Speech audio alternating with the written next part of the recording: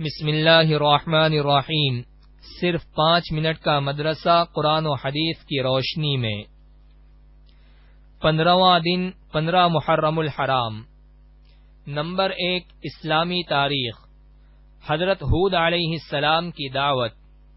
جب قوم عاد شرک و بت پرستی میں حد سے بڑھ گئی تو اللہ تعالی نے حضرت ہود علیہ السلام کو نبی بنا کر ان کی ہدایت کے لیے بھیجا۔ انہوں نے قوم کے لوگوں کو توحید و عبادت الہی کی دعوت دی، شرک و بت پرستی اور لوگوں پر ظلم و زیادتی کرنے سے منع کیا۔ قوم نے ان کی نصیحت قبول کرنے کے بجائے جھٹلانا شروع کر دیا۔ حضرت ہود علیہ السلام نے انہیں اللہ تعالی کے عذاب سے ڈرایا تو وہ لوگ مذاق اڑاتے ہوئے کہنے لگے کہ اگر تم اپنی دعوت میں سچے ہو تو ہمارے پاس عذاب لے کر آؤ۔ اللہ تعالی نے اس ہٹ دھرمی اور مطالبے پر 3 سال تک قحط سالی کے عذاب میں مبتلا کر دیا، جس کی وجہ سے ان کے باغات و کھیتیاں سب برباد ہو گئیں۔ اتنی بڑی تباہی سے عبرت حاصل کرنے کے بجائے اس بدبخت قوم کی بغاوت و سرکشی اور زیادہ بڑھ گئی۔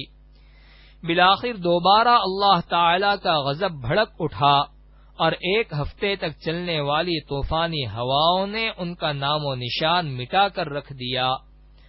قوم عاد کی ہلاکت کے بعد حضرت ہود علیہ السلام اہل ایمان کو لے کر یمن کے شہر حضرموت چلے گئے اور یہاں 50 سال تک دعوت و تبلیغ کا فریضہ انجام دینے کے بعد 464 سال کی عمر میں انتقال فرمایا۔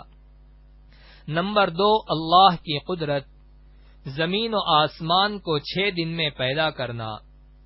قرآن کے بیان کے مطابق اللہ تعالی نے 7 زمین و آسمان اور ان کے درمیان کی تمام چیزوں کو صرف 6 دن میں پیدا فرمایا، اور اتنے بڑے کام میں اسے تھکن بھی نہیں ہوئی، جبکہ آج کے ترقی یافتہ سائنسی دور میں بڑی بڑی مشینوں کے ذریعے ایک بلڈنگ بنانے میں برسوں لگ جاتے ہیں، اور اس کی تعمیر میں بڑے بڑے ماہر انجینئر اور سینکڑوں مزدور کام کرتے ہیں، مگر اللہ تعالی نے تنہا 7 زمین و آسمان اور ان کے درمیان کی تمام چیزوں کو صرف 6 دن میں بنا کر اپنی زبردست قدرت کا مظاہرہ فرمایا ہے۔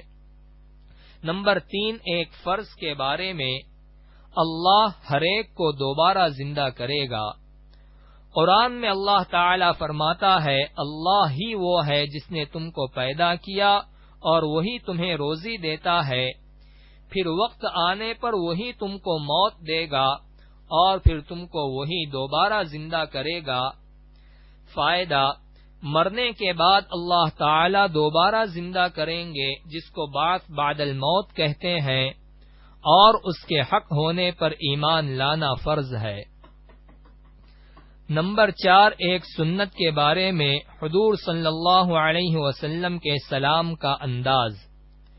حضرت مقداد رضی اللہ عنہ ذکر کرتے ہیں کہ آپ صلی اللہ علیہ وسلم رات کو تشریف لاتے اور اس طرح سلام کرتے کہ جاگنے والا تو سن لیتا اور سونے والا بیدار نہ ہوتا۔ نمبر 5 ایک اہم عمل کی فضیلت، غصہ دور کرنے کی دعا۔ رسول اللہ صلی اللہ علیہ وسلم نے فرمایا، جب کسی کو غصہ آئے تو وہ اعوذ باللہ من الشیطان الرجیم پڑھ لے، غصہ جاتا رہے گا۔ نمبر 6 ایک گناہ کے بارے میں، قطع رحمی کرنے والا جنت سے محروم۔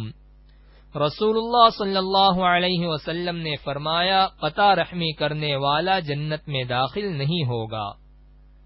نمبر 7 دنیا کے بارے میں، کون سا مال بہتر ہے؟ رسول اللہ صلی اللہ علیہ وسلم نے فرمایا، جب سورج نکلتا ہے تو اس کے دونوں جانب 2 فرشتے روزانہ اعلان کرتے ہیں، اے لوگو اپنے رب کی طرف متوجہ ہو جاؤ، جو مال تھوڑا ہوا ہو اور کافی ہو جائے گا وہ بہتر ہے اس زیادہ مال سے جو اللہ تعالی کے علاوہ دوسری چیزوں میں مشغول کر دے۔ نمبر 8 آخرت کے بارے میں، اہل جہنم کی تمنا۔ قرآن میں اللہ تعالی فرماتا ہے جس دن یہ گنہگار لوگ فرشتوں کو دیکھیں گے اس دن ان کے لیے کوئی خوشخبری نہیں ہوگی اور ان کی خطرناک شکلیں دیکھ کر کہیں گے کہ ہمارے اور ان فرشتوں کے درمیان کوئی آڑ قائم کر دی جائے۔ نمبر 9، طب نبوی سے علاج، مہندی کا استعمال۔ رسول اللہ صلی اللہ علیہ وسلم نے فرمایا، بالوں کے لیے مہندی استعمال کرو کیونکہ یہ تمہاری جوانی، حسن و جمال اور مردانہ قوت کو بڑھاتا ہے۔ نمبر 10، قرآن کی نصیحت۔ قرآن میں اللہ تعالی فرماتا ہے، اے میرے وہ بندو جنہوں نے کفر و شرک کر کے اپنے اوپر زیادتی کر رکھی ہے، اللہ تعالی کی رحمت سے مایوس نہ ہو جاؤ، یقین جانو اللہ تعالی اسلام لانے کی وجہ سے تمام گناہوں کو معاف کر دے گا، یقیناً وہ بڑا بخشنے والا، بڑا مہربان ہے۔